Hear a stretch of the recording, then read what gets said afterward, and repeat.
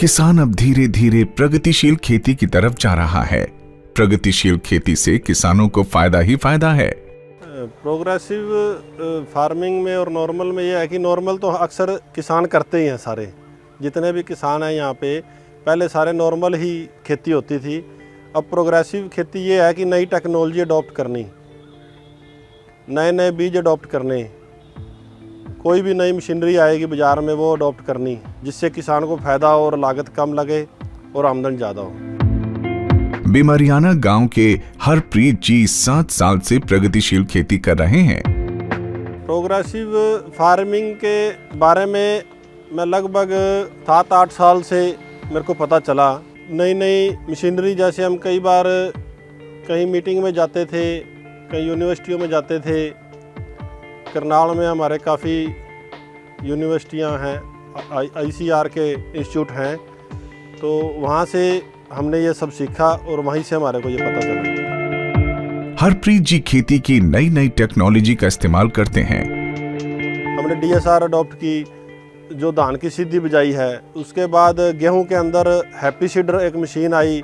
इससे happy seeder से पहले हम जीरो टिलेज करते थे। जीरो टिलेज के बाद अभी हैप्पी सीडर आई है। हैप्पी सीडर हमने अडॉप्ट की है।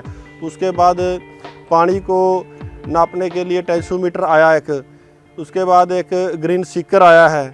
उसके बाद काफ़ी नई टेक्नोलॉजी जितनी भी हैं जो हमने अडॉप्ट की। अंडरग्राउंड पाइपलाइन बिछवाए, उससे भी पानी की बचत हम कर रहे हैं। सरकार वक्त वक्त पर किसानों को मदद और सब्सिडी देती रहती है।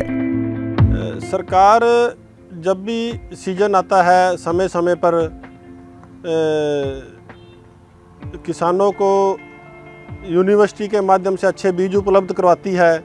अभी जैसे पीछे धान की सीधी बिजाई करी हमने, उसमें सरकार किसानों को सब्सिडी पर बीज, खाद और दवाइयाँ देती है। और इसके अलावा काफ़ी सरकार भी सहयोग कर रही है किसानों का। प्रगतिशील खेती से खर्चा कम और पैदावार ज्यादा होती है।